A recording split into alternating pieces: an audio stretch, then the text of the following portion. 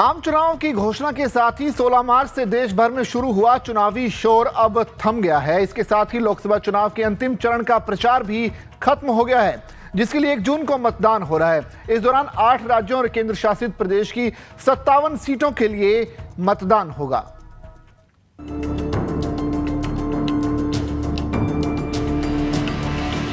एक जून को 7वें चरण का मतदान होगा। 8 राज्यों और केंद्र शासित प्रदेशों की 57 लोकसभा सीटों पर चुनाव होगा। इनमें बिहार की 8, चंडीगढ़ की 1, हिमाचल प्रदेश की 4, झारखंड की 3, उड़ीसा की 6, पंजाब की 13, उत्तर प्रदेश की 13 और पश्चिम बंगाल की 9 सीटें शामिल है। 7वें चरण में 904 प्रत्याशी अपनी किस्मत आजमा रहे हैं।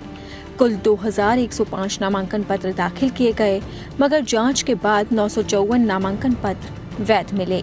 50 प्रत्याशियों ने अपना नाम वापस ले लिया, जिसके बाद कुल 904 प्रत्याशी मैदान में हैं। 7वें चरण में बिहार में 134, चंडीगढ़ में 19, हिमाचल प्रदेश में 37, झारखंड में 52, उड़ीसा में 66, पंजाब में 328, उत्तर प्रदेश में 144 और पश्चिम बंगाल में 124 प्रत्याशी चुनावी मैदान में अपनी किस्मत आजमा रहे हैं।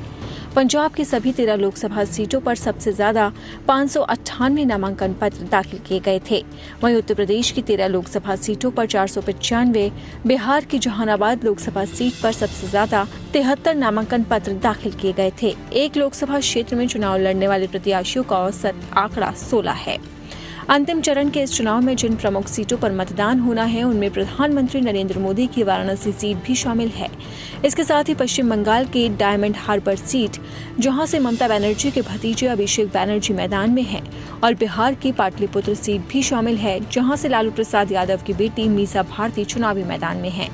इसी के साथ ही काराकाट लोकसभा सीट भी चर्चा का विषय है। यहाँ से पवन सिंह निर्दलीय ताल ठोक रहे हैं। साल 2019 में 8 राज्यों के इन 57 लोकसभा सीटों पर एनडीए को 32 सीटें हासिल हुई थी, जबकि यूपीए ने 9 सीटों पर जीत दर्ज की थी। बाकी सीटों पर दूसरे दलों ने जीत हासिल की थी। फिलहाल दोनों ही गठबंधनों ने इस बार अपनी जीत के आंकड़े को बढ़ाने के लिए ताकत लगा दी। हालांकि इस बार सबसे ज्यादा रोचक चुनावी मुकाबला पंजाब में देखने को मिल रहा है, जहाँ 4 प्रमुख दल यानी कि आम आदमी पार्टी, बीजेपी, कांग्रेस और अकाली दल चुनावी मैदान में हैं। छठे चरण का चुनाव शांतिपूर्ण कराने के बाद अब निर्वाचन आयोग का पूरा फोकस 7वें चरण के चुनाव को भी शांतिपूर्ण तरीके से संपन्न कराने पर है। इसे लेकर वो पूरी ताकत में जुटा हुआ है। आयोग इस दौरान हर दिन की गतिविधियों पर पूरी तरह से नजर रख रहा है।